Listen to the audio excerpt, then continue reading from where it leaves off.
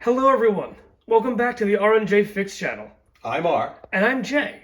Today we will be replacing the battery in the key fob of the Toyota Smart Key system. To do this job you will need the key fob. You will need one CR2032 cell battery.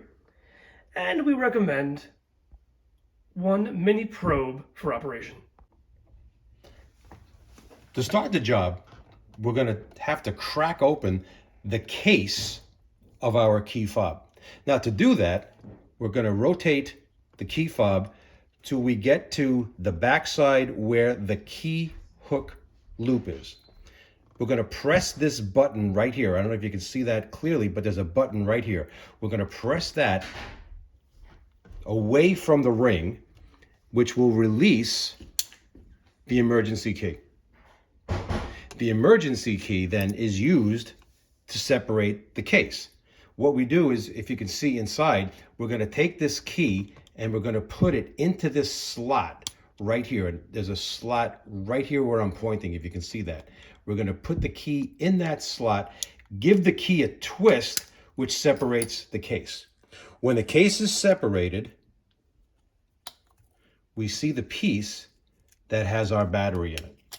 Now, this is where Jay said having a probe is handy. We found that to get the battery out, it is handy to have a probe that you can stick right into this little groove right here, if you can see that, and pry gently the battery out. Now, notice the battery is coming out with the positive side facing up. We remove the battery. Now we're going to insert our new battery. What I like to do with a new battery is, as soon as I take it out of the wrapper, I like to give the two sides of the battery a polish. Now, don't tell my wife I just used my t-shirt to do that. When it goes into the laundry, it's going to look a little funky. But nonetheless, we take our battery and plus side up, we place it right into that cavity that we saw before, and we just press it in place. Once it snaps in, the battery is in place. Now we're going to put the key module back into the case. Notice how the key module has a slight irregular shape to it. This side is slightly tapered. This corner is very sharply tapered. That's the same shape as the polyurethane receptacle that this is going in. So we got to lay our key guts, if you will, into our polyurethane membrane. We're then going to take our key case, which has the same shape, and we're going to put that over the top and then just simply snap it together. We put our temporary key back in place, listen for the snap. This job is done. Now, top tip, if you have a dead key fob, you're not dead in the water. You can still open the door and start the car. Let's start with opening the door.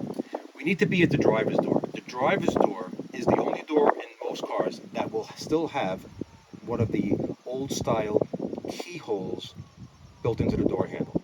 Now, in this Toyota system, what we're going to do to activate this key lock is we're going to come back to our key fob, and once again we're going to grab this button, we're going to slide it away from the key ring and pull our emergency key out.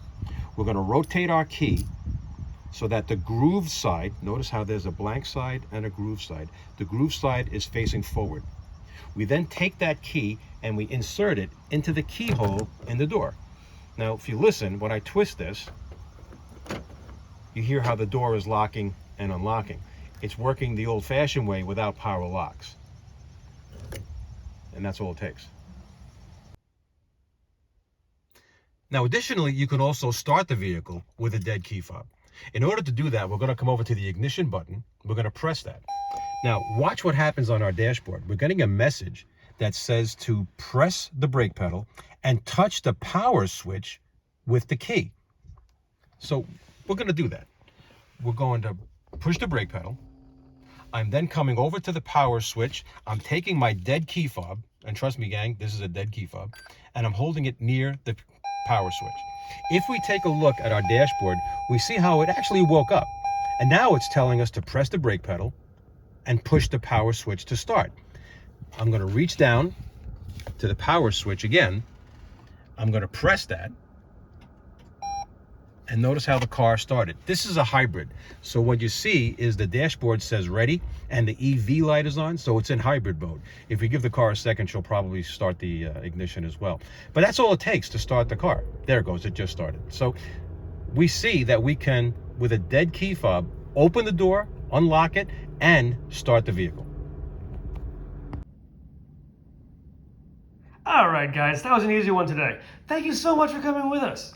If you enjoyed it, maybe leave a like. Don't forget to subscribe. Thanks to Rosie the cat for her input, and we'll see you soon.